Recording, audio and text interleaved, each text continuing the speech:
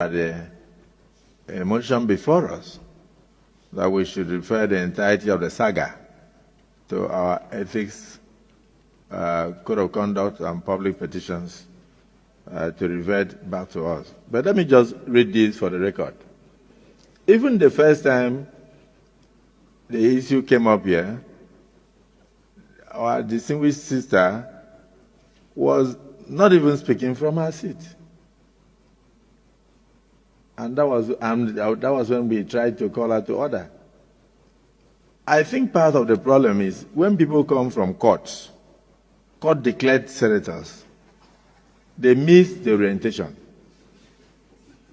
The management of the National Assembly is hereby ordered to organize periodic orientation, particularly for senators who are midstreamers, who came midstream and did not start when their colleagues started. Because I remember that this particular senator, on the day she was sworn in, raised her hand to speak. I was scared, but I had to recognize her because I was saying, you just gave her the rule book. Part of what we give to you when you are sworn in is a standing order of the Senate. So I said, has she even opened the rule book to know what she's going to say? But she made the contribution on that day. I think 2 days later, she brought a motion. There's nothing wrong in being vibrant, but there's a lot wrong when you don't know anything about the procedure. You can't be a reverend father and go and start the church service with communion.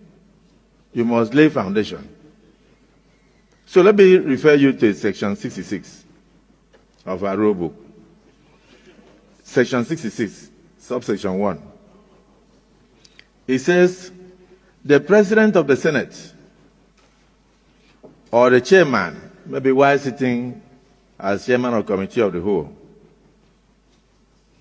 after having called the attention of the Senate or of the committee to the conduct of a senator who persists in irrelevance or tedious repetition, either of his own arguments or of the argument used by other senators in debate, may direct him to discontinue his speech.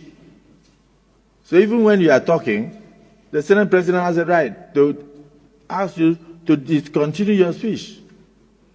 And then section 66(2) says, if such a senator refuses to resume his or her seat, this is the first time the rule book is even referring to her,